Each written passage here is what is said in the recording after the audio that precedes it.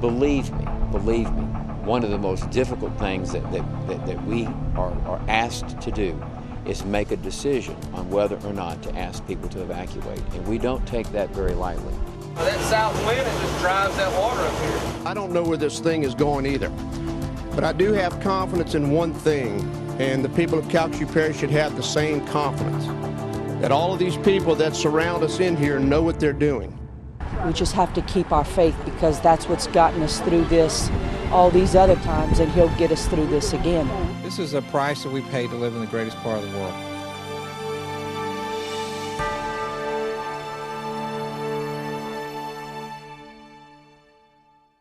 Hello, I'm John Bridges, your host throughout this special hurricane DVD, Hurricane Stories, the season of Edouard, Gustav, and Ike, which will chronicle the journey of the people in southwest Louisiana after one of the busiest hurricane seasons ever recorded in this area. One tropical storm and two powerful hurricanes have impacted the southwestern Gulf Coast, testing yet again our ability to rise to difficult challenges and overcome them with resilience and determination, just like we did 3 years ago after the historical Hurricane Rita. The lessons she taught us will never be forgotten, lessons that will help southwest Louisiana prepare for storms in the near and distant future, because one thing is certain, another hurricane will strike. The purpose of this DVD is to tell our story in a chronological order through the eyes of the unbiased video camera. Our story begins with Tropical Storm Edouard. It's very close to the shore, and it won't take much of a move to the north, and we'd be from 40-mile-an-hour winds sustained possibly to 70 or 80-mile-an-hour winds sustained, and we do not want people in travel trailers and mobile homes down in Lower Cameron Parish. That's why Cameron Parish officials ordered a mandatory evacuation for Lower Cameron. That's 3,000 people who had to pack up, gas up, and move to a safer location. This is just one of the busy gas stations where evacuees were able to find fuel before heading out of town. But where would they go? KPLC's Amanda Ward shows us. After Hurricane Rita took everything away from Mary Johnson, she's not taking any chances with Edouard. I don't know, but from the last time we didn't have nothing. We came back to nothing. She's making her way here to the Purple Heart Shelter in Lake Charles, where the director says they're equipped to house at least 300 people. We're going to receive cots here this evening at 6 o'clock. From the Red Cross. We also have MREs for meals at the present time to accommodate the few people that we do have. The Purple Heart Center's open as a shelter for anyone who needs it, although not everyone feels threatened by Edouard. I don't think we're going to get much to it, just a little wind and rain. I think we'll be all right. But most people in Cameron say they learned firsthand to be prepared and follow evacuation orders. It's a little scary, it's a little worrisome, being that we had what we went through with Rita, but we're going to do what they tell us to do. We're going to leave, and, you know, just to be cautious. Carolyn Olivier and many of these drivers say we're better safe than sorry. Better safe than sorry became a motto that would have a meaning reaching beyond southwest Louisiana, especially in the shadow of Hurricane Katrina. Now that we've seen what a lack of preparation and communication can do in a time of impending disaster. Reporting for KPLC, Caroline Moses shows us how state officials look to avoid a repeat of 2005. These storms change in direction, they change in intensity fairly quickly. Governor Jindal is working with the state's Unified Command Group to make sure Louisiana is ready to battle Edouard and not make the same mistakes made during Hurricanes Katrina and Rita. His focus: improved communication. The state's invested tens of millions of dollars in interoperable communications. We've never had that before. The fact that everybody is talking to each other, that's a huge thing and something we didn't have before. During Hurricane Katrina, phone lines were slow or even down, so different agencies had trouble working together. We literally had no communications. But State Police Superintendent Mike Edmondson says if this storm hits Louisiana now, new cell phone towers, statewide radios, and improved planning will allow for organized group support. We've written books, we've written models, we have operational plans, we have additional operational plans if it goes in different directions. Fortunately, southwest Louisiana did not take a direct hit. Edouard made landfall around 7 a.m. near Sea Rim State Park, Texas, located south of Port Arthur. But as KPLC's Lee Peck shows us, the tropical system left its prints on the eastern side of the border. We're in Lower Cameron after a very long night of gusty winds and rain. That wind has not stopped. The rain, however, is hit and miss. But right now we want to show you some of the damage of Cameron. Right now we're in a community of mobile homes where at least 3 mobile homes in this community have had their roofs torn off. Now this one behind me obviously had some previous damage. Edouard, again, finished that one off. Insulation now litters the entire neighborhood. But let's walk this way. We'll show you one of the newer mobile homes that probably had a stronger roof. It too did not fare very well. The roof peeled off, the interior now exposed. Now this is one of the main reasons that they issued that evacuation order Monday morning at around 5:30, because these mobile homes and these FEMA trailers really cannot withstand these gusty winds. Now, about 3,000 people were told to leave. 60 to 70% of those heeded those warnings. However, some did stay. Now, we've had reports of down power lines, down tree limbs, and of course, widespread power outages, which crews are still working on. It's pretty much widespread throughout the parish, Lower Cameron area and stuff. North part of the parish has been experiencing on and off type electrical problem, but I think they'll be rounding up the problem hopefully before too long and be able to solve it and get the folks back here. It started to rain again, but still unclear how widespread those power outages are. Crews again working to get that restored as more residents look to return home. Edouard left its mark in Calcasieu Parish too. KPLC's Charlie Bartlett shows us the worst. We thought something hit the trailer. We thought like the roof was, something was happening with the roof. We just didn't know what it was. I thought it was lightning that hit the trailer. And everybody's yelling twister. It wasn't lightning or a twister, but the awning from a neighbor's trailer. It was between the hours of 4:30 a.m. and 5 when Craig Kraft and Jessica Oakman heard the loud bang. It sounded like hell when it ripped off the back end. We got a phone call from the neighbors saying that their awning just hit the next trailer. We hear big bang, 2 big bangs, one after another. And we go back there, and the awning over there is hanging off the side of the roof. The residents told KPLC they still can't believe it happened. Yeah, I'm pretty shocked. I'm surprised ours is still on here. We've had major winds before, and we've had a lot of destruction before, but I mean, they've never had anything happen to theirs, and it doesn't look like anything else really major happened around here, so we were just kind of surprised. A surprise some Southwest Louisiana residents will hopefully never have to wake up to. All in all, Edouard turned into something that will only be memorable in the sense that it was the first of 3 tropical storm systems to hit Southwest Louisiana, a testament of more serious things to come. We all hope that this will be a false alarm. There's a lot of uncertainty. We're taking the storm very seriously. Could be a very strong storm. There's a chance it will head our way. This is the mother of all storms. This storm is so powerful and growing more powerful every day that I'm not sure we have seen anything like it. We're telling you to leave today, but at the onset of tropical storm force winds tomorrow afternoon, public services, sheriff's office, fire department will be unavailable to make emergency service runs. Essentially, after tomorrow, when the wind speed gets to 40 miles an hour, anyone who stays in Calcasieu Parish or any other parish where they have a mandatory evacuation is on their own.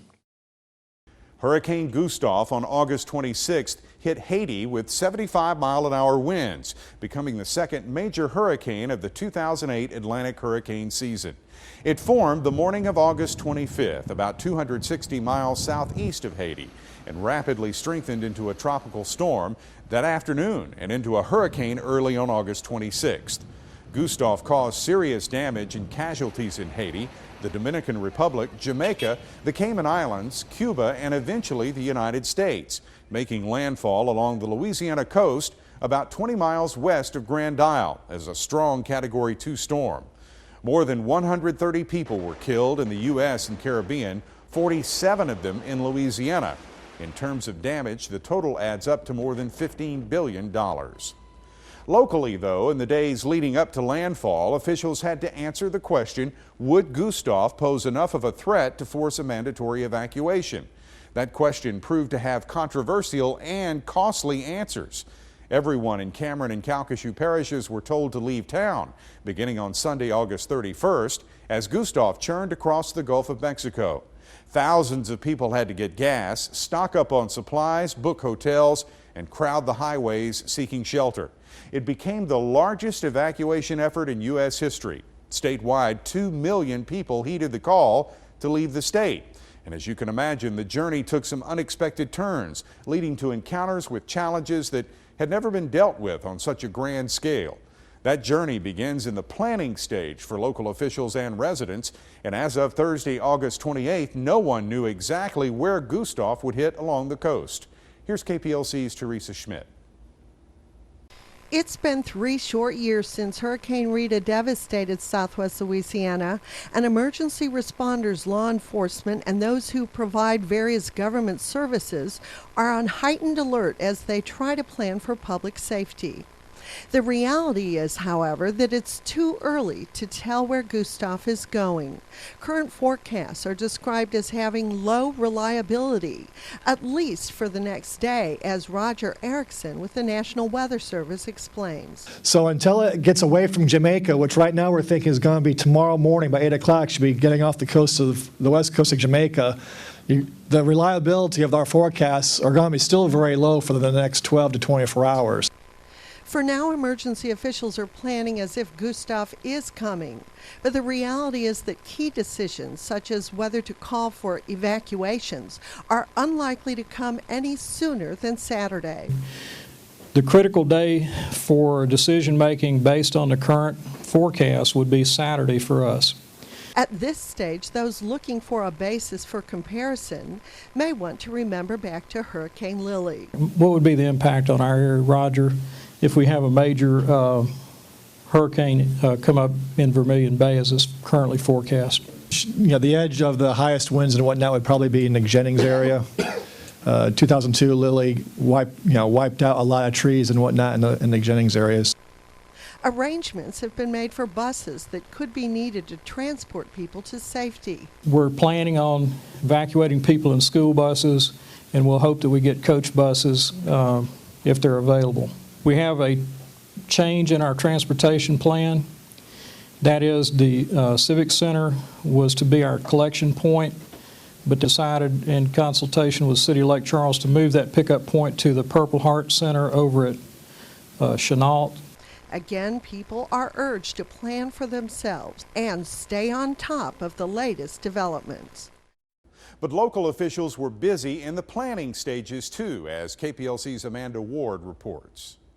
I don't know where this thing is going either, but I do have confidence in one thing, and the people of Calcasieu Parish should have the same confidence, that all of these people that surround us in here know what they're doing. We have done this thing countless times, and we know what we're faced against, but we also know what we're made of, and that we know that we're good at this. God bless Calcasieu Parish. Local officials have come together in prayer and preparation for Hurricane Gustav as he nears the Gulf of Mexico.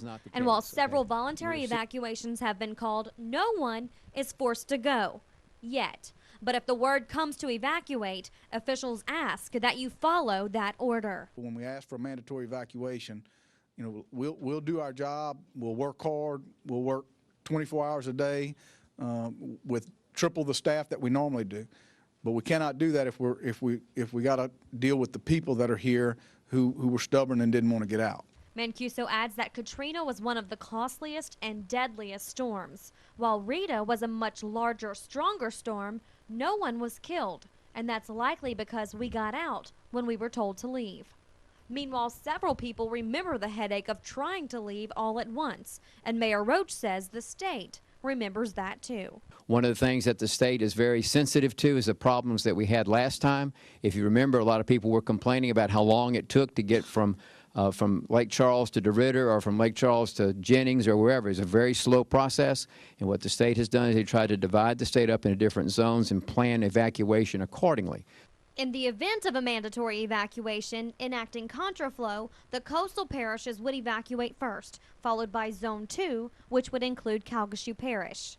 So you're going to be hearing about certain areas evacuating, but that's because they're under a different situation, a different circumstance, and they have different logistical issues as far as roads and that kind of thing. Meanwhile, people are gathering supplies, gassing up, and waiting on the word to get out. That word came for Calcasieu Parish residents on Saturday, August 30th. Unless conditions drastically improve over what National Weather Service has discussed with us here today, we'll be ordering a mandatory evacuation as of noon on Sunday. Now that it's official in the 5-parish area, Hurricane Gustav forced southwest Louisiana from their homes, especially along the southwestern coast. The story now of a Holly Beach family that's bracing for the unknown.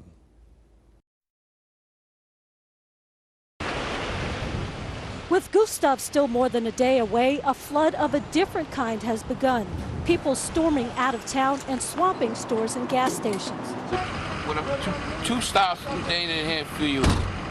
No fuel at all. Gasoline has been hard to come by just north and west of Lake Charles. Still, these New Orleans residents are determined to get away from Gustav after battling Katrina 3 years ago.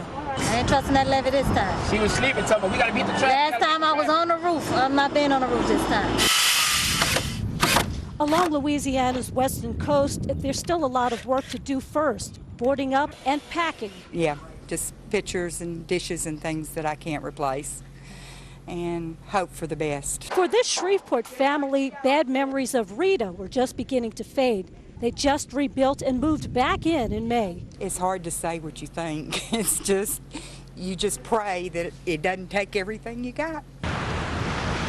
Not everyone is in a hurry, though.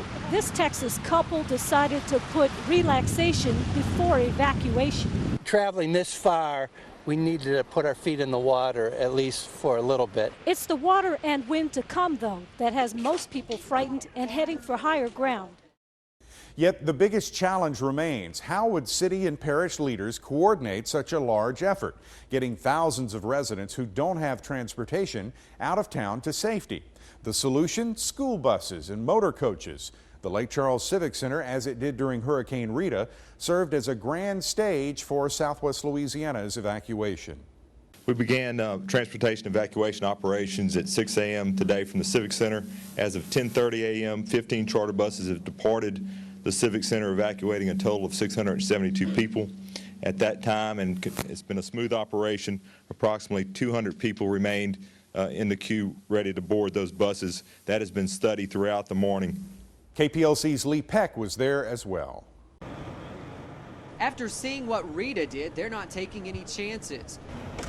Since 6 a.m. Sunday, commercial buses have been lining up and driving off, taking Lake area residents to shelters.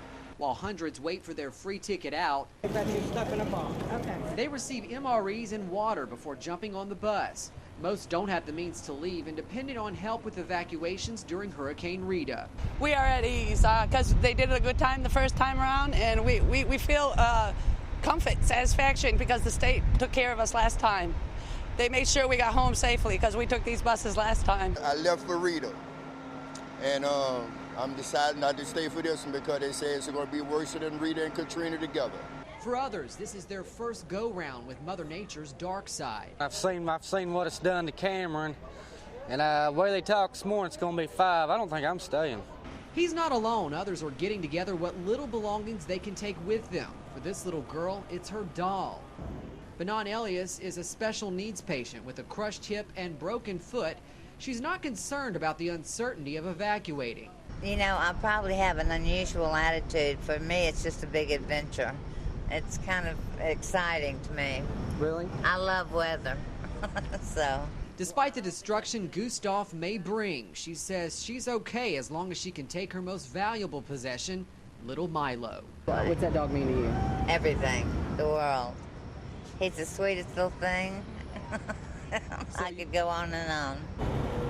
Once on the bus, evacuees are taken to a safe shelter. Officials say it's wherever there's room, but they're working to keep families together. 45 strong, the Guillory family takes up an entire bus. Organized right now, I don't know where we're going, but hopefully the hurricane won't be bad enough to reach us out there. So how does it feel to leave home after 3 years ago with Hurricane Rita, now with Gustav expected to be even stronger? How's it feel to leave home? What's your thoughts? Kind of scared on the slick because we don't know what's going to happen to our hometown. Latoya and Damian Baptiste are -2, giving their children a better chance to get out of harm's way. They put them on a bus with their grandfather. They don't know when they'll see them again. We're at ease because we know they're safer, but at the same time, if we're gone for so long, we'll be missing them, and we don't know how to get back and forth. It was a scary feeling. I almost cried because I miss my babies, and they didn't seem like they wanted to leave, and I don't know what's going to happen. Before they roll out, their prayers and thoughts are with those who stay behind. I tell you what, for the people who rides it out, man, y'all need to be careful because I don't think this is going to be safe at all. Y'all be careful. The people that's staying, I advise people to come on, get on this bus, and let's get out of here. God bless Lake Charles. We're praying for you. Be safe, and I pray it's safe. For the folks who decided to leave on their own and in their own vehicles, officials considered for the first time during the 2008 hurricane season a statewide plan used during Hurricanes Rita and Katrina. It's called contraflow, and as KPLC's Evan Johnson found out, it appeared that very few people knew what it really meant. Are you familiar with the term contraflow? No, not really. Contraflow. It's a term a lot don't quite understand, yet it's a word residents hear often, especially with the threat of Gustav. In a nutshell, contraflow is when all lanes of highway traffic are heading in the same direction. According to a contraflow map, there are a couple of contraflow routes for the lake area. I-210 eastbound traffic will cross over to the westbound lanes of I-210 just south of US 90. The crossover traffic will then contraflow or travel east on the westbound lanes to US 165 north. Traffic using the I-10 contraflow lanes will be diverted northbound until US 165. State Trooper Stephen LaFarque explains the purpose behind contraflow. Contraflow is designed for the roadway system to get people, to evacuate people, the motoring public, out of areas in a timely manner. Some motorists believe contraflow is for the best. I think things are going to go really smooth if we are ordered to evacuate. I think it's a very effective way to alleviate traffic because of the fact that so many people are going in so many different directions. And if you plan on going in a different direction than what contraflow is going, keep in mind upon entering the contraflow area, it may not be possible to change routes. If you don't wish to evacuate under the contraflow restrictions, state police say your best strategy is to leave early before contraflow is activated. The plan was never activated, but emergency officials and members of law enforcement were ready just in case. They also put a focus on a group of people who needed to get out too: the sick, the elderly, and critical needs patients. KPLC's Tom Anino explains how they all presented challenges for local hospitals and officials. When there's a hurricane threat, everyone should evacuate. It's extremely important to get hospital patients to a safe area. An evacuation began this morning at Christus St. Patrick Hospital. We spent the past couple of days getting ourselves prepared for the impending storm. We started out yesterday with 125 patients. We've been able to evacuate 95 of those, and currently we have about 30 patients that are still in-house that we're working through trying to get those evacuated as well. Only a few were able to go by bus. The majority of those have gone by ambulance to Chenault, and they've been airlifted out by military aircraft. And so that's what we started this morning at about 3 a.m. We began that evacuation process along with other hospitals in the Lake Charles and Lafayette area. We have about 150 people in-house right now doing a variety of things, not only helping us evacuate patients, but also preparing the hospital for the storm, and that includes moving supplies from the first floor up to the second floor in different staging areas should we need to move. Anything can happen in a severe weather situation, and the state government ensures the patient's security. But you always have to look at what's best for the patient. And certainly I think the Louisiana state government has done a great job so far in this emergency to really take the necessary steps and get the right resources in place to really evacuate the entire southern part of the state. With the unknown path of the storm, I think it's the right thing to do. and we'd like to thank them for their cooperation and support in helping us achieve that. The staff at St. Patrick's tries to ensure the comfort of those patients being evacuated. I think information and compassion are key. We do a great job of informing the family of the situation. We talk to the patient as well. When patients are evacuated out on military aircraft, that's a response from FEMA, and those patients are going out of state. Their final destination when they leave here is really unknown. So we make sure that we have good communication, contact information for the patient's family so that they can be contacted and find out where their family member was ultimately brought to somewhere in the country. Yeah, I think we are prepared. We hopefully will get all of our patients out, but our emergency department will stay open through the storm to make sure that we can meet the needs of the community. And after the storm, should there be some additional needs, we're prepared to have disaster medical assistance teams come in and help us just as they did during Hurricane Rita. And the experience gained during Rita has everything running smoothly at St. Patrick's. To keep things running smoothly, on Sunday, August 31st, local law enforcement enacted a curfew to keep the people who hadn't left town and those who decided to stay off the streets. They also vowed to the public to protect their homes and businesses as they fled this force of nature. It's nearing 8 o'clock in Calcasieu Parish, which means you better have a reason to be out. Because if a law officer sees you running the roads, you are likely to be questioned about who you are, what you're doing, and whether you have a legitimate reason to be out after curfew. Chris Baccaries, who is getting ready to leave with his family, is pleased with curfew and patrols. I'm a fan of the curfew, and honestly, I feel pretty safe about it. If I didn't feel safe, I would probably stay. We like this area of town, and so yeah, I feel pretty safe about it. They estimate at least half of the citizens left to seek safety and shelter somewhere else, says Sheriff Tony Mancuso. The evacuation process seems to be going smoothly and well. I think most people heard the warnings and did the appropriate actions, and we appreciate that. Law officers promise they will not tolerate any criminal activity aimed at exploiting the situation, and they appear determined to live up to their word. The city of Lake Charles will go into our emergency operations center. Public Works, Fire, and Police will be manning 24 hours a day. We're going to have over 70 officers in the city limits of Lake Charles tonight in cars, so it'll be a very protected city. Thank you. We'll have troopers posted from Vinton all the way to Iowa and in every other parish, Allen, Beauregard, Jeff Davis. We will be stopping people in the outlying areas. If you've got business out there, that's fine. If not, we will be looking for looters also, and also people who have no business being out at that time of night. Local law officers have formed what they call a unified command to support each other and encourage consistency. Curfew in Calcasieu and Cameron is from 8 in the evening until 6 in the morning. Concerning the curfew, we simply, this is a tool for law enforcement from 8 p.m. to 6 a.m.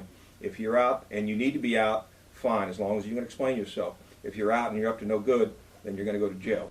Again, Lake Charles Police Chief Don Dixon says if you have a legitimate reason for being out, you'll be okay. If you need to secure your house, if you need to get from point A to point B because you had to stay behind for whatever reason, we'll understand that. And believe me, our officers are going to be very generous when it comes to that. So looters beware. Law officers throughout the area are watching and waiting, determined to catch anyone up to no good.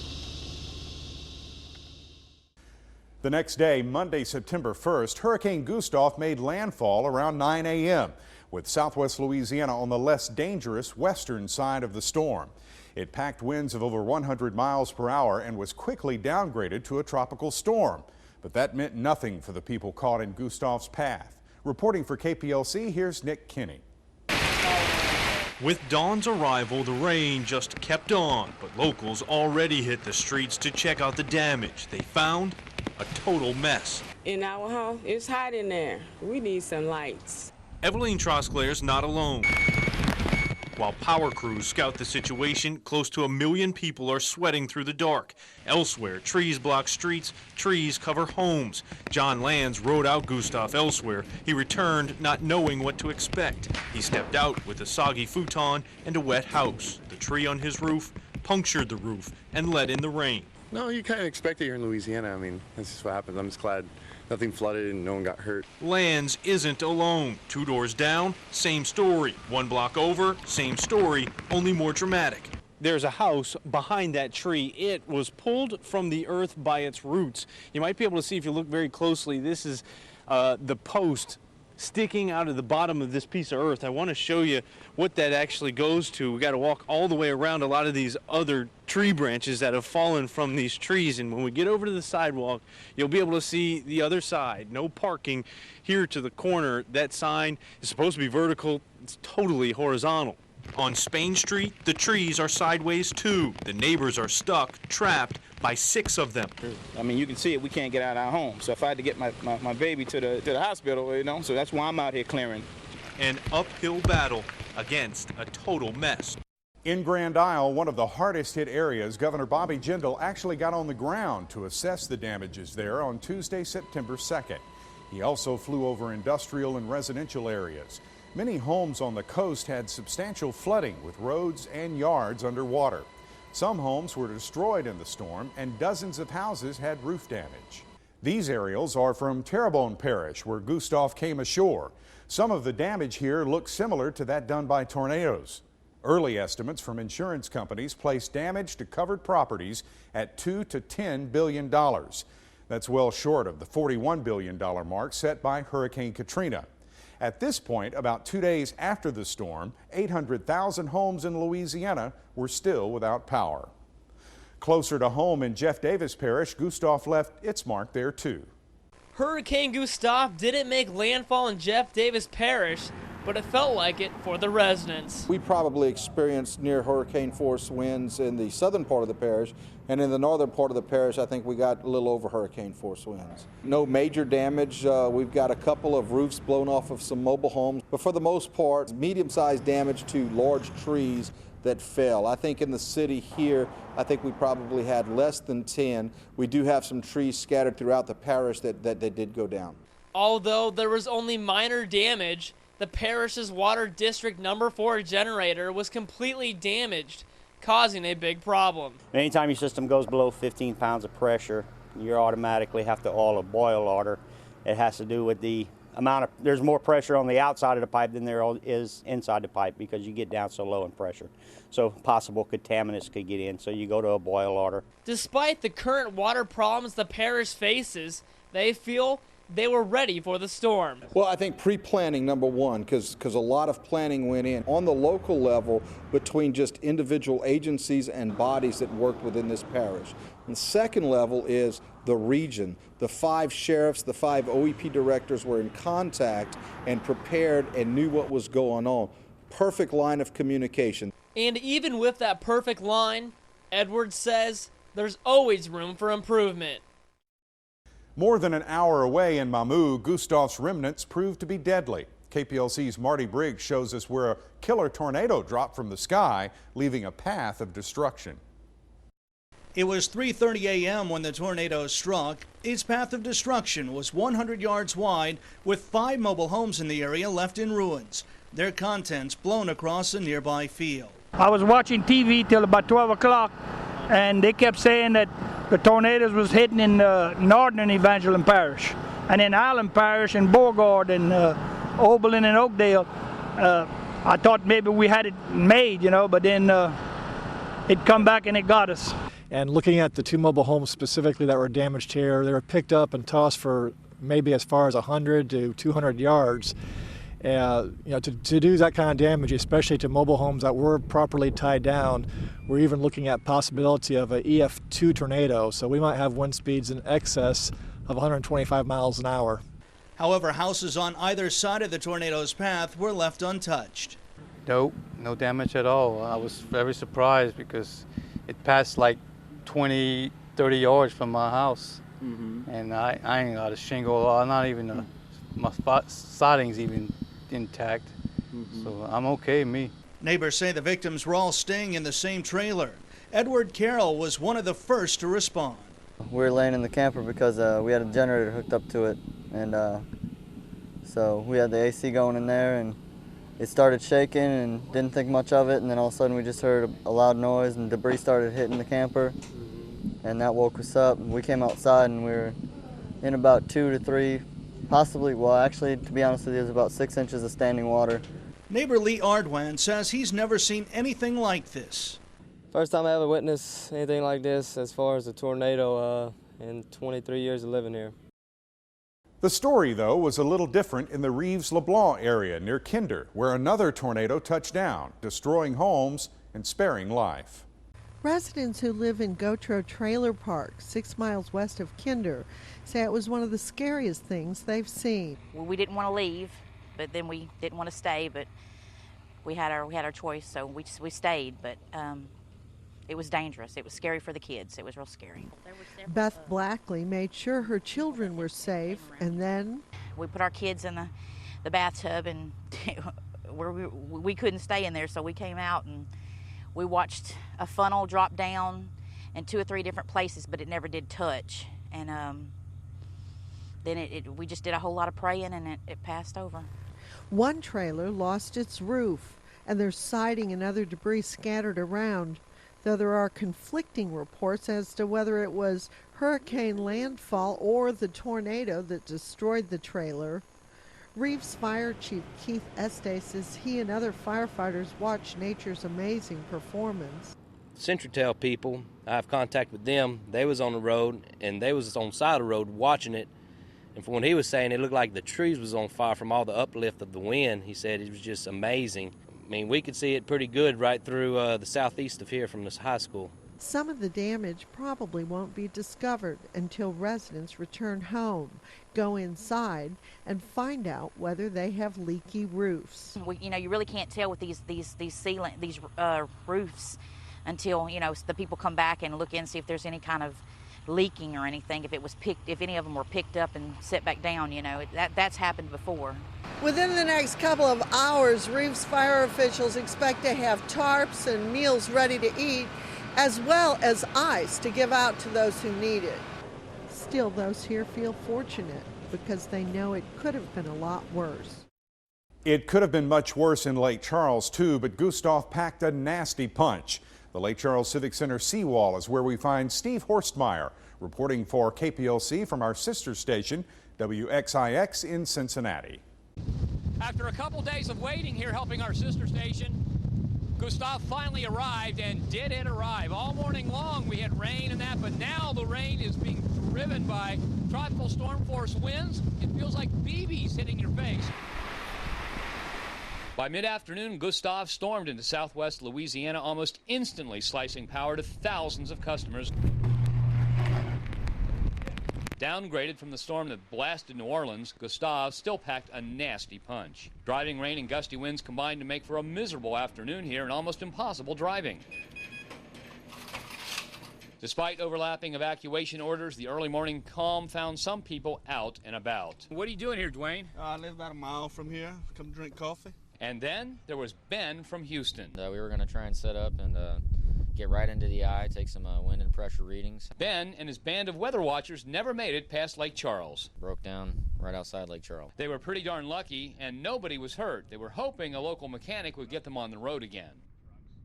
After Gustav came a collective sigh of relief. It seemed as though most of southwest Louisiana had dodged a bullet. The storm had taken a more northerly track, leading it closer to southeastern Louisiana. After the danger passed, local officials representing several agencies held a news briefing to update everyone on damages, power outages, emergency services, and probably on top of importance, the decision to lift the mandatory evacuation. The evacuation has now been lifted. We're going to start getting our residents back in, get these businesses up and running, get things back to normal.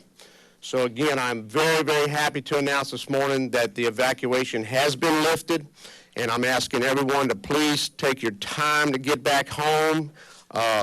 You left like we asked you to do, and now we want to get you back safe. So again, I want to say it again. The evacuation is now lifted, and let's get our people back home. Now, here's where the problem started. When more than 2,000 Lake area residents evacuated by bus from the Lake Charles Civic Center, getting them home posed a huge challenge for Southwest Louisiana officials and those who call the shots at the state level. In the event of evacuating the entire coastline of Louisiana under Gustav's realm of uncertainty of just where he planned to strike, many awarded the state straight A's for getting people out in a safe and timely manner. But getting them back home isn't exactly achieving high marks from residents who evacuated by bus, especially some of the Lake Charles residents we talked with by phone. They say they've spent all day on a bus riding around from place to place.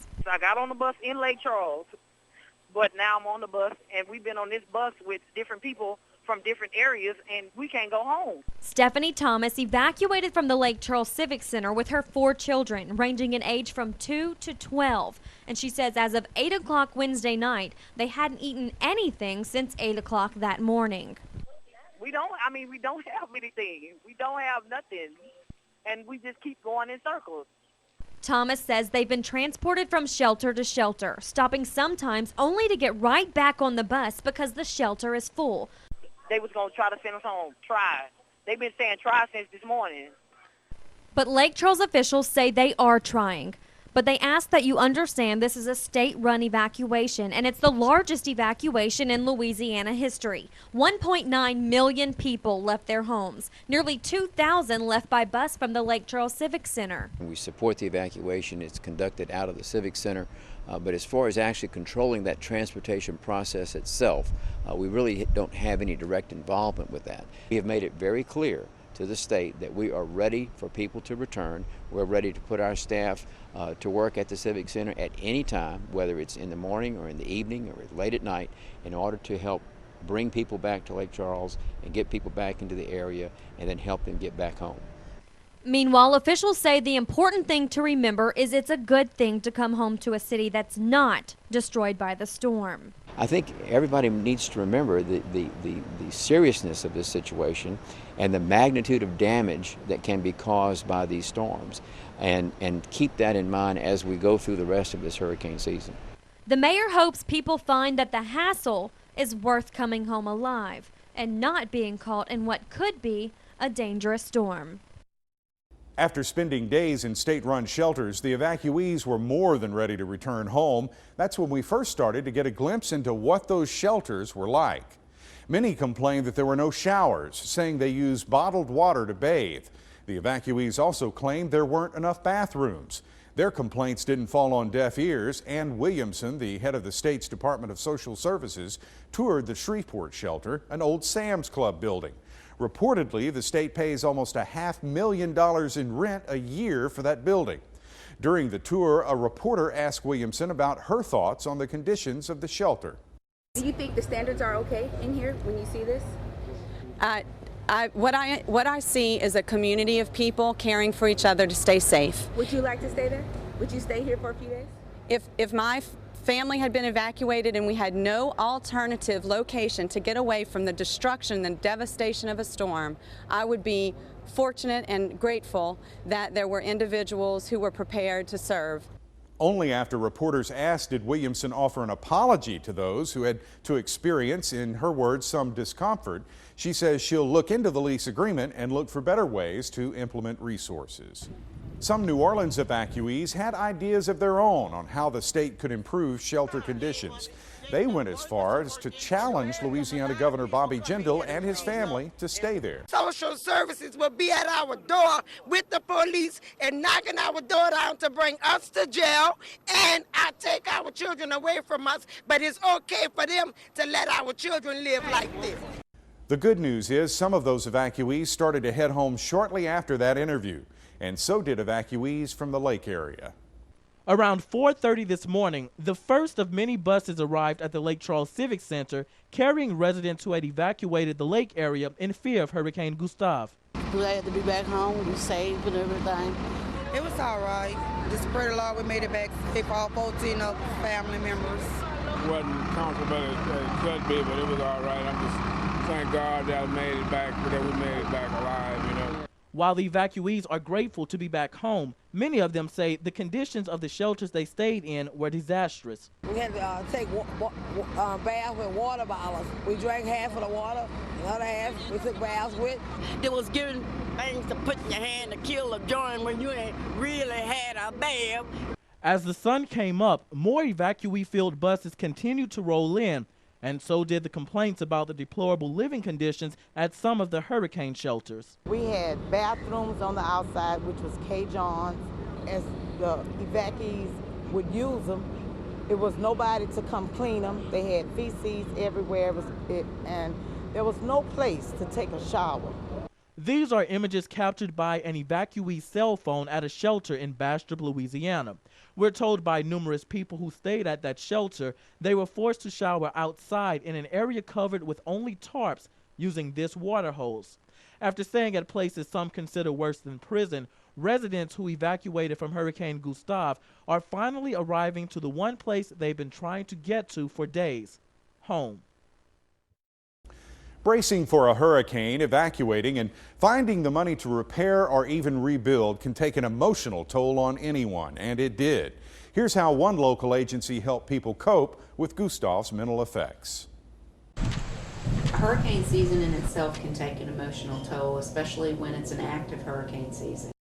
It brought back all of the emotional turmoil that people have just now been recovering from. Gustav forced the people of Southwest Louisiana from their homes and businesses, threatening devastation. But thankfully, our community was spared, at least on the outside. Just because there's not a lot of physical damage to look at, that does not mean that there is not a lot of psychological and emotional damage. Kay Van Cherry with Volunteers of America and Louisiana Spirit's Hurricane Recovery says Gustav's threat brought back painful memories of Rita's relentlessness. So if you keep reliving what happened the last time without looking forward to the fact that you are almost recovered or you're working toward recovery, then a lot of times that can get lost in the shuffle. Michelle Trenton volunteers with Louisiana Spirits. She's also a licensed counselor with Samaritan Counseling on Hodges Street. Because what I found is when Gustav started coming our way, that a lot of people, their anxiety really shot up and they thought they had squared away everything with Rita, and lo and behold, they hadn't. Trenton spent the wee hours of the morning greeting evacuees as they got off the buses arriving from shelters. She says the first step to recovery is opening the lines of communication. And talk. It is very important to get it out and not keep it in. And if you feel nervous or anxious, Trenton says that's nothing to be ashamed of. People like you and me come in all the time to see me, and it just means that they just need a little bit of extra help. It doesn't mean they're weak or that they're crazy. I don't like that word. It means that they just need somebody else to walk with them on that journey. And the people of Southwest Louisiana, don't underestimate them. They've got a lot of strength and a lot of courage. Strength and courage. That's two things worth having as the 2008 hurricane season continues. The already busy hurricane season did continue. Looking back, it seemed as if Tropical Storm Edouard and Hurricane Gustav were practice runs for the next big storm, Hurricane Ike, which made landfall at Galveston, Texas, a little more than a week after Gustav on Saturday, September 13th, around 2 a.m. 2 days before that, mandatory evacuation orders were put in place for Cameron Parish and for people living in mobile homes, travel trailers, and all low-lying areas of Calcasieu Parish, meaning those people were forced to leave their homes yet again. But this time, the threat posed a serious danger. And early on, the predictions and the forecasts told of a storm unlike any other. Meteorologist Kelly Hutchinson has the latest. What's it looking like, Kelly?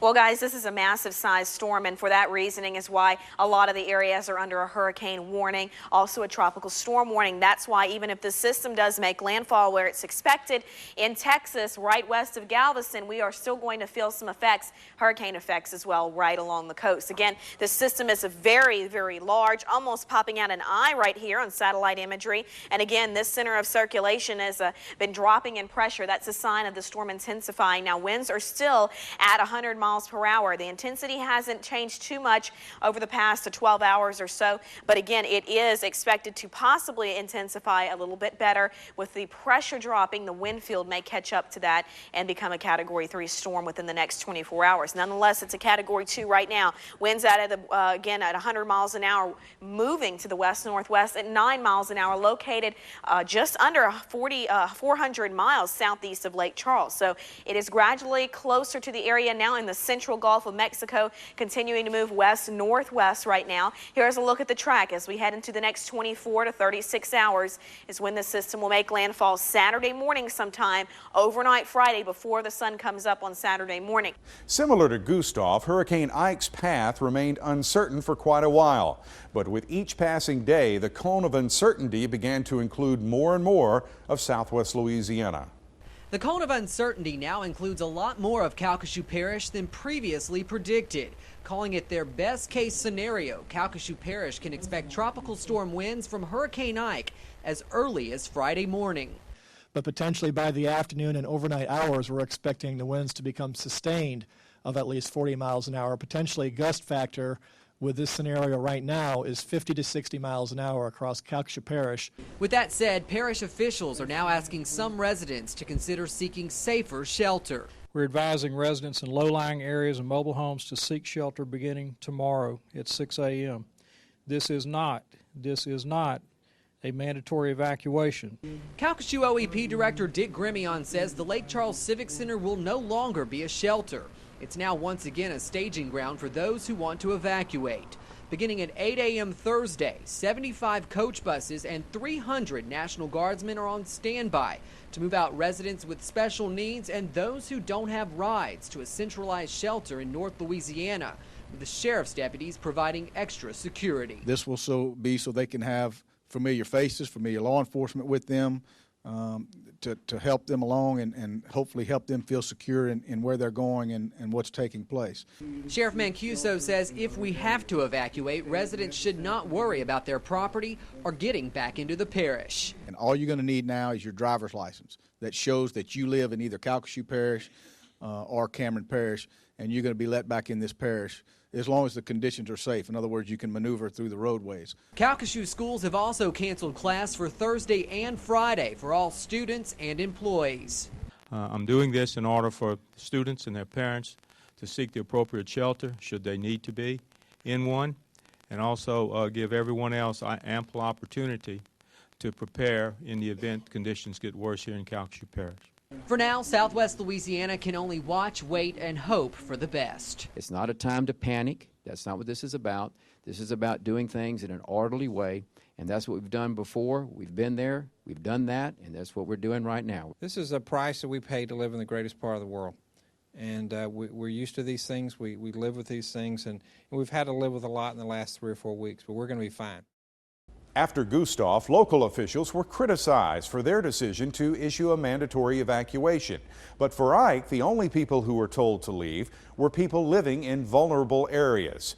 Others were told that it was their decision to stay, and most did since they were still financially strapped after evacuating for Gustav. But for those who decided to leave, more buses were lined up at the Lake Charles Civic Center, and this time they knew where they were going because they were all heading to the same place. Reporting for KPLC, Fred Childers takes us inside the Shreveport shelter set up at that old Sam's Club building. Emergency officials are ready for round 2. In fact, the old Sam's Club on Jewella Avenue has been designated a shelter again. And you can see this bus behind me arrived earlier today from Calcasieu and Cameron parishes. Again, buses from Calcasieu Parish and Cameron Parish left this morning. They arrived here around 2. A logistics team has spent the morning getting the shelter ready. Caddo Parish Sheriff's Office and the Shreveport Police Department are in place ready to do background checks on the arriving evacuees. You might recall they even arrested some the last time. The Office of Emergency Preparedness learned a few things during Gustav evacuations and says there will be some changes this time. As you can see in the parking lot as you come in, we have some 56 shower heads set up ready for our sheltered population. We have sufficient enough portable toilets and hand wash stations. Security is also a concern. That's why SPD has implemented a new rule for evacuees this time. We have implemented a 10 o'clock curfew for the evacuees. They will have to be back inside this facility no later than 10 p.m. each night. Another big difference, the number of evacuees. Inside, there are 1,500 cots set up. The last time, there were 2,800 cots set up, and that's to provide some personal space. The evacuees will have a little more personal space to move around, and they say that if they have to accept a few more evacuees, they won't turn anyone around, but they're told to be standing up for around 1,500 evacuees for the old Sam's Club. For the first time during this hurricane season, 7 News sent 2 of our own reporters to get an inside look at the shelter conditions. We wanted our cameras to document what it was actually like and if the state got it right this time around. And according to some of our evacuees from Southwest Louisiana, officials made the right adjustments. Lake area residents got a late start, but late last night, they arrived in numbers. Lord Jesus. They can just see the people, man. They loaded the buses and made their way to the old Sam's Club in Shreveport in hopes of waiting out the storm. Well, this is my first time experiencing this, but it's pretty cool inside. It's not too, they got a lot of National Guard in there, so everything's pretty secure. Local law enforcement arrived before the first evacuees to ensure a smooth transition. Everything seems to be going good so far. We've had no problems. I think we might have made 1 arrest. That was it. Make that 2 arrests. 26-year-old Zarek Trusty of Lake Charles on a Texas warrant for delivery of cocaine, and 18-year-old Justin Rainwater from DeQuincy for sex offender registration violations. But in all, residents agree things are much better this time around. People are really nice on that. I mean, the officers and the guards and everybody, they're great. Mary Domain is a diabetic, but she's confident the people manning the shelter will meet her needs. And I get the help that I need whenever I need it. So I'm doing good. Take a high. Even the little ones fared well their first night in the shelter. It was pretty good because I got a good night's sleep. And 5-year-old Keely, she knows exactly why she had to come to Shreveport. It was because of the hurricane, and we was watching the news, and me and my mama was watching the news. Now the hurricane is coming out too. Residents are now hoping the storm isn't going to affect them here in the shelter. Meanwhile, the storm continued on its path to Texas as the southwestern Louisiana coast braced for a massive storm surge, one even higher than we saw during Hurricane Rita. This is going to be a very fast-moving water. Not only are we seeing 10 to 12-foot storm surge along the coast, we're also forecasting possibly wave action as high as 10 feet on top of that. So put in your mind how high that water is going to look. This isn't going to be the big wind event down in Cameron Parish. This is going to be the big water event in Cameron Parish. This will be the biggest storm surge, like I said, we've having down there since Rita, and this will probably be a number very comparable to what we saw in '57 with Hurricane Audrey. And there's no way that we want to see the loss of life that we saw in '57 ever be repeated again around southwest Louisiana. Friday, September 12th, Hurricane Ike maintained its course toward Galveston and Houston. It increased slightly in intensity to 110 miles per hour, the high end of a Category 2, with its wind band spanning the entire Gulf Coast. As it approached the Texas coast, the inner structure and eye wall became more organized, the storm surge becoming more apparent in our area at least a day before landfall. This is Teresa Schmidt in Westlake, where the water seems to be coming up high in a number of places. Right now I'm at Mike Hooks Road, and as you can see, it's underwater. Mike Hooks is near the Isle of Capri Casino. The water is coming up in several different directions. On the other side of town, off Miller Avenue, there are also roads underwater. Here along Baghdad, it's up over the road and coming up in yards. And this is the road that leads up to the saltwater barrier. What we're looking at here is actually the middle of Mims Road going down toward the saltwater barrier. We're halfway down from Johnson Street, and the water's about 8 inches over the road right here. I don't feel comfortable going any further. because I know that as we go down a little bit more there, it gets a lot deeper. Where the eye of the hurricane is now, which is to the east of us, and we have this much water, we're going to get about twice this much whenever the eye goes to the west of us. John Eckhoff and his wife live here and decided to stay for Ike. They've been watching the water come up. I think that we're going to get another 1.5 to 2 foot of water here. So by the time landfall hits, sometime during the night. So you worried or what? Not where our house is. We're on a real high ridge, and the water will be in the yard. Matter of fact, water's in my yard right now. John believes many of his neighbors decided to stay in town. It seems from driving around the neighborhood that we had about 25% evacuate, and about 75% of the people decided to ride it out and stay through this one. You think they're going to regret it or what? Some will. Some will be pretty scared. This will be my 4th hurricane to ride out. During the middle of it, you really question whether or not you did the right thing. But then you forget about that by the time the next one comes through and you ride it out again. Hard to believe it comes up this fast. Absolutely. Because the water is coming up as quickly as it is, people need to recognize the possibility of getting stranded. Well, they need to be concerned about the wind, obviously. Make sure that when they drive in, stand in water, or where they see water standing, that they be aware of how deep it is so they don't get in trouble. There is a curfew currently. They should not be out because of the conditions that are out here. They're not favorable to be driving around. If you're just out there sightseeing, you're posing a danger to yourself and to possibly other people. Very likely that they could find themselves stranded and no emergency services to help them. Then after landfall, that is when it's really going to get worse. David Perez is an EMT paramedic with West Calcasieu Cameron Ambulance Service. He's been patrolling the roads and hopes people will be safe. We've been going around here in Westlake monitoring the water levels that are coming up. They have come up quite rapidly within the last 2 hours, and we're just going around to see if people need some help. We're hoping that people heeded the warnings, from OEP and all of the safety officials and wanted people to get out, and hopefully they've done that, and we won't have much to do this afternoon. And on the other side of the river in Lake Charles, this is River Road at the end of North Ryan Street, already impassable. And then nightfall came. It's Saturday, September 13th. The conditions worsened. Our own news team, including Lauren Keith from our sister station in Cape Girardeau, Missouri, is shocked by how fast the water continued to rise.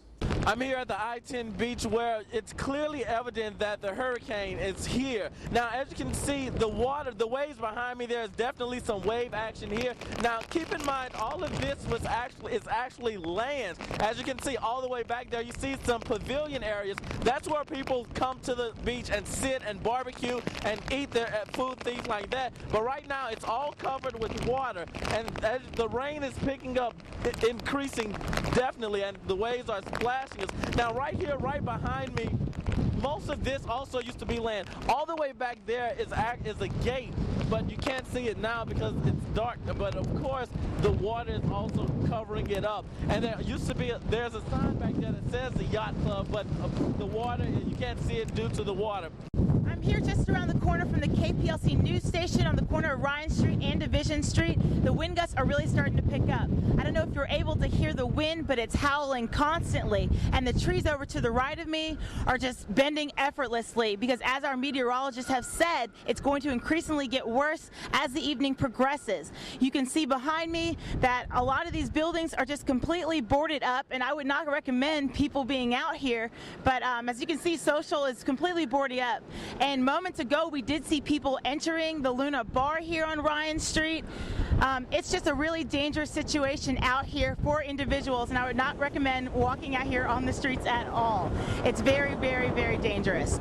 Take a look at what we're seeing behind me along East Alamo. You see here an electrical utility pole has come down right here, crashing onto the lawn of this home, barely missing that van. But you see some of the lines that are draping along this house, and it looks like, from what we can tell, that this pole once sat right here next to this one, and it looks like that just snapped out of there. It does connect to the white home that you're seeing there, at least one draping line. So You can see behind us, emergency vehicles are here trying to assess the situation and trying to get that under control. What's interesting though, the city lamps, obviously the city street lamps are still on around it. But again, this is the situation, the scene. Please do not try to come driving down East Alamo Street. We are up just from the Family Dollar store as well as a mobile gas station. But again, some damage here left behind by Hurricane Ike. It wasn't until the sun came up on Saturday, September 13th, that we were able to get out and see all the damage Ike had done to our area. And the images and the stories of destruction were unbelievable. They call this area Grand Lake, and that is what it looked like after Hurricane Ike covered the land with floodwaters from the Gulf, in some areas as far as the eye could see. Those who evacuated found it dangerous, if not impossible, to return home to survey the damage. Yet some who stayed found themselves needing a rescue. Yeah, we were coming to look for you. That's supposed to come back and get me, man. You can't get back here right now. Yeah, like you said. Others who stayed had a boat ready, just in case. Calcasieu Sheriff's deputies involved in search and rescue found themselves both amazed and saddened, since so many here have only just recovered from Hurricane Rita. Yet building higher seems to have paid off for some. The raging waters also threatened those looking for a way to head south, as the water would come up, recede, and then come up again as the wind changed. About a few months ago. That's Travis Pauly's house over there, man. I'll read it. Now it's going back across the road. That wind down south? Yeah, but that south wind, it just drives that water up here. That's that people walk away up there. So it looked like it was gone and now it's coming back. Yep. There's a whole deck land right there. Yeah, well, it's a more from there it is. It won't be much longer when after the high tide. Oh, this is... Architect shingles come up. And floodwaters create other hazards, such as leaking gas tanks. I smelt that natural gas. There's another right there. Some hoses off, I guess. Oh, yeah. Wait, let me try to shake that. See the natural gas bubbling? Some of the animals left behind were rescued. No doubt others will perish, unable to get to higher ground or drink fresh water. One man lost a horse. Hey, tell him his Palomino horse is dead. CJ. Tell him CJ, the horse CJ is dead. They're going to turn his horses loose right now. We have his son and we're coming out. And while it may be disheartening to once again face the monumental task of hurricane recovery, people here show great courage and faith. We just have to keep our faith, because that's what's gotten us through this all these other times, and he'll get us through this again.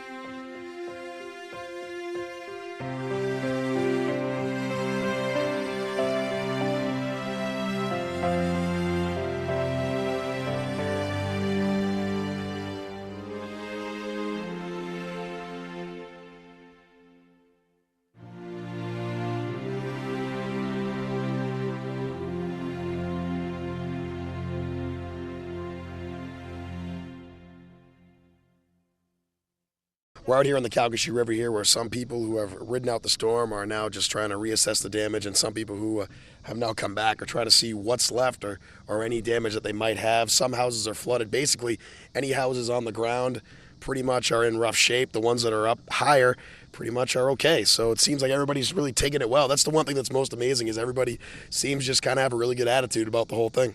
Well, it's the worst I've seen last 4 or 5 years anyhow since I've been here. got about 7 foot on the bottom by my house. My RV, it got washed out. So that's about the extent of it. It's part about living on the river. Water's gonna come up. Just got back, went checked on my house, everything's fine. A little high. It's all right. We stayed. Yeah. The house is good. It wasn't bad. Just a lot of water. Well, normally it does. We've been over a year, almost a year and a half since our last flood, which we was way overdue, I mean, you almost expected. It's your choice. You want to live here or do you want to live there? If you want to live in the Rockies, you're going to deal with avalanches and snow and the earthquakes in California. It's just a matter of where you want to live. It's normal for us out here. About twice a year you get this. So there's nothing. It's nothing. For people in South Lake Charles, Ike's victims couldn't believe what they saw. So you trying to get back to your house? Have you been able to see what's going on? No, I haven't. We just drove in to come check it out, and this is what we're seeing. Just roads covered with water. Apparently, some people's tried to go in, but their cars are bogging down, flooding out. So the Wildlife and Fisheries just came out of there with boats helping people out that were stuck in there. I really don't know how deep it is where we live, but apparently it's not too good.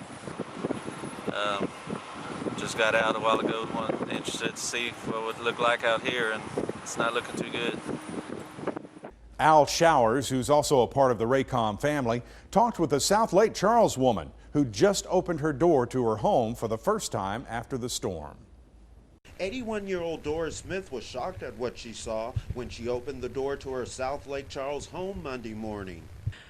I was just dumbfounded. I mean, I couldn't believe what I was seeing. If you see the inside of my house, I just couldn't believe what I had seen. What she saw was water damage throughout her home, caused by more than a foot of flood water. As you can see, this is full of water. I have to empty that. It's full of water. All that there was all wet. This is all my daughter's stuff in here. She's in Bentley. Smith is amazed by Ike's power. She says she's lived here for 54 years and never worried about flooding before. I've never had water in the house. We've had it outside, but never in the house. That's why she says she never bothered to purchase flood insurance. Do what I can as I can. Take it one day at a time and hope for the best. The Spears home a few doors down also took in just over a foot of water. We're just busy cleaning up right now. He knows it may be weeks and maybe months before his house is back to normal. We're gonna have to do floors across the house, new shops, new sheetrock across the house. It's not gonna be easy, but we'll get her done eventually. We'll just get it all knocked out a little bit at a time. Fortunately, he has flood insurance, but despite the work ahead of him, he knows it could have been a lot worse. It just come back stronger. Whatever don't kill you just makes you stronger. So we'll be busy for a while, but we'll get back to normal. It's part of living in the great state of Louisiana. As we began to get a better look at the damages, so did local officials assessing Ike's aftermath.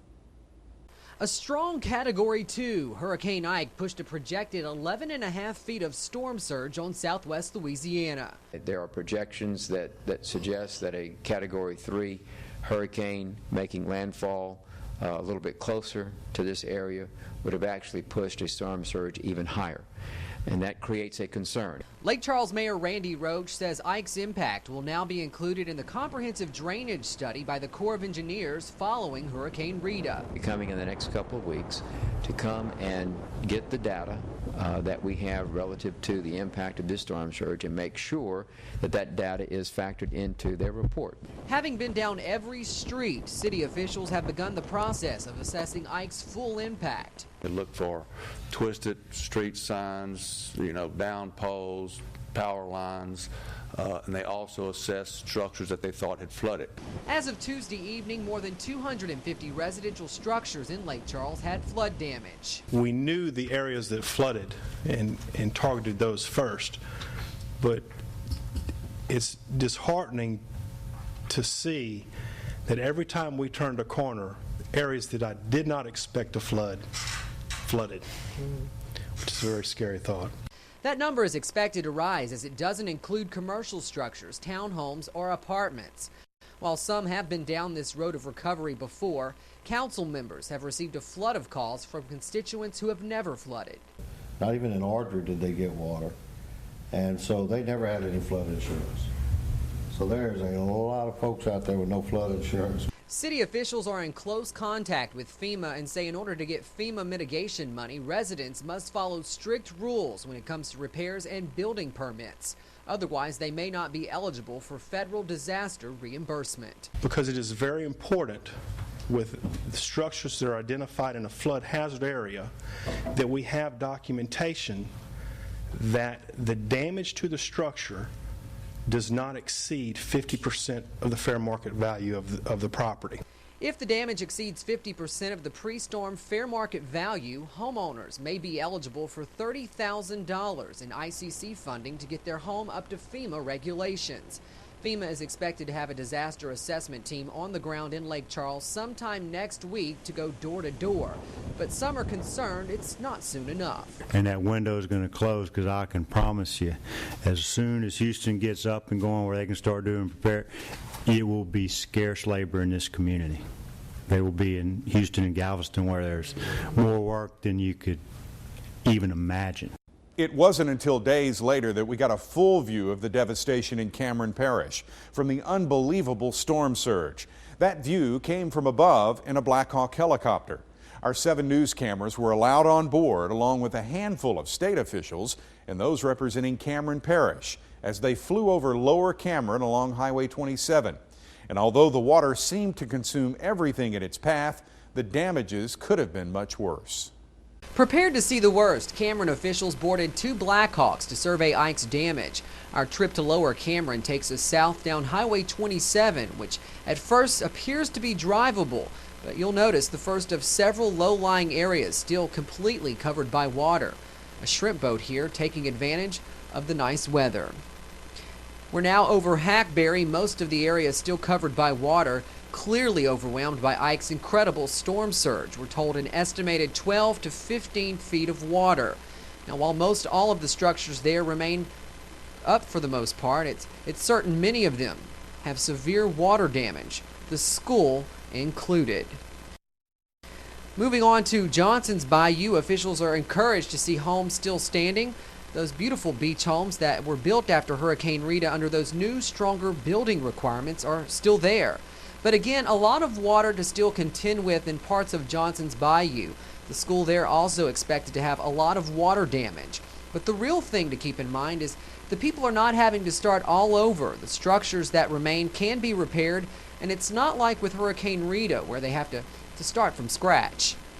As we make our way to Holly Beach, you can clearly see the erosion caused by the water. The sand washed away all the way down to the roadway. Now, parts of the asphalt have washed away. Now, that will, of course, have to be repaired along with so many other things. But as we head east a little ways, you start to see those stone barriers in the water along the coast there. Now, they appear to have done their job at protecting the coastline and the roadway. And here's Holly Beach. Those homes, they're still standing as well. A dramatic difference from what we saw during Hurricane Rita. And again, built under those new, stricter requirements. So that seems to really be working. Again, over Highway 82, headed towards Cameron. And take a look at this. The water's still going over the roadway. And keep in mind, it's 3 days later. So this gives you some idea of what these roadways have had to deal with. Again, a lot of water. And despite all of the water, downtown Cameron has survived. The old Cameron courthouse there, still a beacon of strength, having withstood so many hurricanes. However, the trailers the police jury had been operating out of since Hurricane Rita do not appear to have fared very well. Just a depressing sight to see this after what they went through almost 3 years ago this month. But again, officials are encouraged that they can build upon what's left and not have to start completely over. Now take a look at this. This is the church here. It has taken on some damage to the east side. We continue on our journey. We're now heading to Grand Chenier, the final leg of our tour. South Cameron High School still standing, but like all the other schools in Ike's path, it too will likely be closed for quite some time as they repair and clean up that water damage. Now, the water here does appear to have receded quite a lot in the past couple of days. A visible landmark here, the water tower, and what I believe is St. Eugene's Church, which, like so many other structures, has went through a lot of renovations and repairs since Rita. I hate to think what they'll have to deal with after Ike, but still, the people of Cameron know it could have been much, much worse. From that same view above, 7 News also got an aerial glimpse at the schools in Lower Cameron Parish. At first glance, schools in Lower Cameron Parish looked like they fared well against Hurricane Ike. Optimistic school officials would soon be disappointed after a walkthrough revealed the worst. We're very disappointed, very discouraged to see what we returned to. And then we saw the reality on the ground, which is very harsh, very extensive. It's just a different kind of a damage from the bottom up rather than the top down that we experienced in Rita. South Cameron and Hackberry high schools took on a lot of damage, but Johnson Bayou was hit the hardest. Nearly 80% of the school destroyed. At Johnson Bayou, the damage is far greater than it was for Rita. As I said, it's a different type of damage. There's a lot of internal damage. You can't see it from the aerials. All of the walls are down. While students and teachers are struggling with the storm's aftermath, the Cameron Parish School Board already has plans in progress to get things back on the right track. We've had 3 meetings with FEMA and State Louisiana Public Assistance, and we have requested a replacement of Johnson Bayou High School, an entire replacement of the building. So we have on order the same buildings there to replace those that are destroyed. Words can't describe the devastation Hurricane Ike left, but the images can. Residents of Cameron Parish are yet again fighting a storm's aftermath, and in times of no hope, the community still stands strong. I think this is just another time that those people who are really committed to this parish are going to be willing to bounce back, do what it takes, and reside in the parish that they love. A testament to the true spirit of Cameron, a group of people who just won't give up. And it's that kind of spirit that has kept the people of Cameron going. The storm closed the doors of all Cameron schools for several weeks. It wasn't until October 13th that South Cameron, Johnson Bayou, and Hackberry High Schools opened their doors again. Hackberry and Johnson Bayou combined its students and staff. South Cameron High had to relocate to a temporary location in Lake Charles, proving that 2 historical hurricanes and years of a long and painful recovery could never kill that Tarpon spirit. Kathy Rowland calls herself the Tarpon's biggest fan. Although several hundred people in the stands and lining the fence behind her might fight for that title. We have no homes, we have no school, but we have Tarpon fans here today, and we're going to bring the Tarpons to state this year. Seeing the fans pack the stands nearly brings Cameron School Superintendent Stephanie Rodrigue to tears. And this kind of certainly speaks for the community spirit of South Cameron. You know, from Grand Chenier to Cameron, this is what it's all about. And this was really a community outreach more than a football game. Rodrigue took the mic at halftime to thank Tarpon fans for making their ways to Kinder, but even more so to thank Allen Parrish and thank Kinder head coach Jeff Wainwright, who happens to be a former Tarpon. Here, and there's no place I would have rather been to be able to bring South Cameron together than here at his school at Kinder. The kids have practiced here all week, and it's just been a great opportunity, and this is just so typical. I'm so glad you're here to see the spirit of Lower Cameron Parish that even another devastating hurricane can't stop. And the hurricane can't stop SCH seniors from graduating together. They're working to get all students K through 12 in one temporary school. Tarpon senior cheer captains Haley and Melanie say it's been tough, but the Tarpons are tougher. Well, we've been through a lot, but we still managed to make it out. Nobody ever wants to hear that your school is destroyed and half your community devastated, but it's little things like this that bring us back together and make things as normal as possible for us. I mean, this is what we look forward to all the time, and to get it back means a lot. As South Cameron residents are scattered around the area, they're surviving the storms together in spirit, Tarpon spirit. Fast forward October 29th, a little more than 6 weeks after Hurricane Ike made landfall, and there were still people left homeless in Cameron Parish. Most were denied help from FEMA, forced to live where they can. And for some, a tent is all the shelter they had from the rain and cold weather. Here's their story from a place now known as Camp Cameron. Welcome to Camp Cameron. At least that's what residents here call it. Most have bought or borrowed small trailers and are living in the midst of the destruction left by Hurricane Ike. We bought this one so that because we didn't want to depend on FEMA, because they take too long to do something. What's it like looking at this every morning? It's depressing. It's very depressing.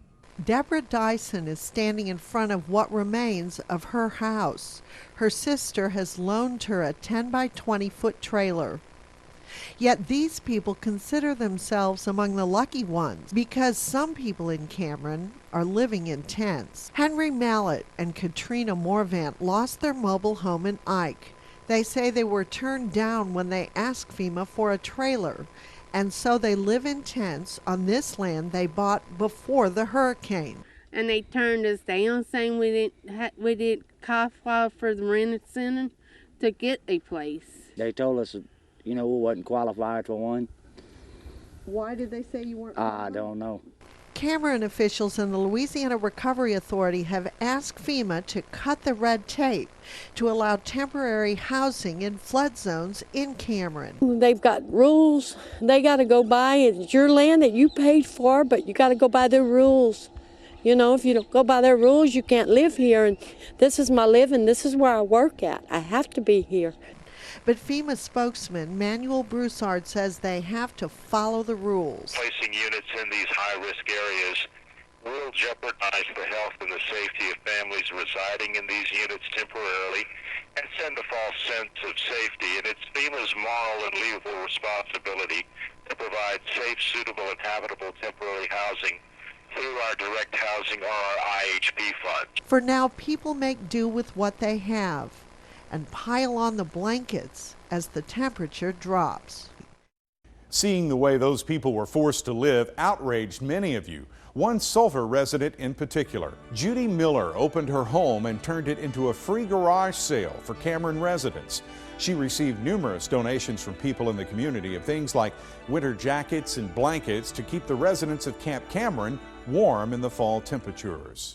So what did the community learn from all of this? That's something KPLC wanted to find out during a special Hurricane Hot Topic program featuring two panels, one with local and state officials, the other with regular citizens who had a lot of questions to ask. The main one focusing on the decision to not order a mandatory evacuation for Hurricane Ike. We start with the question that's on everybody's mind after Ike, and that's about the decision not to call a mandatory evacuation in Calcasieu Parish. So let's get started this evening with OEP Director Dick Grimion. And Dick, maybe you can tell us, why was the decision made not to issue a mandatory evacuation order for Hurricane Ike? Because there's a lot of confusion when people see that there was one for Gustav, which turned out wasn't as bad a storm as Ike. Well, Cynthia, as you know, all of these hurricanes are different. And for Hurricane Ike, the wind conditions that we were expecting in the lake area wouldn't support a mandatory evacuation. We generally call for a mandatory evacuation with a Category 3 hurricane or higher, because under those conditions, that's where you start to have catastrophic building failure, like houses losing their roof and things like that. With the wind that we expected in the area here for Ike, it didn't support it. But it did support, because of the storm surge, the mandatory evacuation for the low-lying areas, and the wind would cause problems for mobile homes and travel trailers and for special needs persons who needed electricity. So that's why we issued those type of order. Dick, a lot of people involved in that decision. Who makes the final call? Well, the final call is with the elected officials. The Calcasieu Parish, for our example, has what we call executive policy group, and that's composed of the sheriff, the 6 mayors, and the police jury president. So it's a consensus decision from all those elected officials. Okay, this is up for anybody. Mark or Tony, do you feel comfortable with the aftermath of that decision, that you made the right call? I do. I mean, I said this in one of the briefings, that we're kind of in a no-win situation either way we go with it. For instance, Gustav, we called for a mandatory evacuation, and they felt like it was going to hit Vermilion Bay the whole time, The problem was they felt like it was going to take a left-hand turn, and we were going to get 10 to 20 inches of rain and hurricane force winds for a sustained amount of time. So we got very concerned about that and obviously called for mandatory evacuation. And instead of people being glad that we didn't, they get angry because they had to evacuate and spend money. And I understand that, but they got to put themselves in our positions. We base our information on what the weather people are telling us, and we put a lot of stock in that. We couldn't take the chance that it was going to turn and do what they said it could do to us and not do that. In Ike, we knew we were going to get the storm surge problems, but the wind problem didn't seem like it was going to be significant enough to call for a mandatory evacuation. So, like I said, it's a very look. We sit in there and debate and talk about it as a group, and it's very tough to make those decisions. But yeah, I think we made the right decisions in both of them. Another big issue for evacuating residents, the high cost of evacuating. Many people had used money set aside for bills and other important expenses to temporarily evacuate their families for an unknown period of time. Well, you touched on something, and a lot of people left frustrated by the expense of evacuating. And we got an email from a gentleman by the name of El Pelt, a mobile homeowner who evacuates every time the order is given. And I want to read this to you, a couple actually. The email reads, quote, "What do you do when it takes every cent you have to leave, praying you still have a home to come back to and a job you can fall back on?" And we also have one other one we'd like to read to you. Wanda emailed us this sentiment: "In the future, we will not abide by a mandatory evacuation again. We are retired, we're in our 70s on a fixed income, and the evacuation order is difficult for us physically, mentally, and financially. Our health and our expenses have been affected by our evacuation." Any comment to that, guys? Are we afraid now that people just won't leave when the evacuation order comes next Marty, time? I think all of us are concerned about that, and that's one of the things that we consider whenever we go through this process of trying to decide whether or not we should give it a mandatory evacuation. Obviously, you're not going to be able to make a decision that is satisfactory to everybody. And what you have to understand is that we do the best that we can under some very difficult circumstances. And as Tony just said, we do it based on the best information that we had. And when you look at Gustav, we were under a hurricane warning for a Category 3 storm projected to make landfall in Vermilion Bay. And that's well within 100 miles of Lake Charles. And look at what Ike did 100 miles on the other side. So we don't know. We can't really say for sure what a storm is going to do before it makes landfall. The problem is the decision to do a mandatory evacuation has to be made about 36 to 48 hours before landfall. And you know how much a storm can move and how much a storm can change in that length of time. And there's so many other assets, so many other resources that come into play when you do those kinds of evacuations.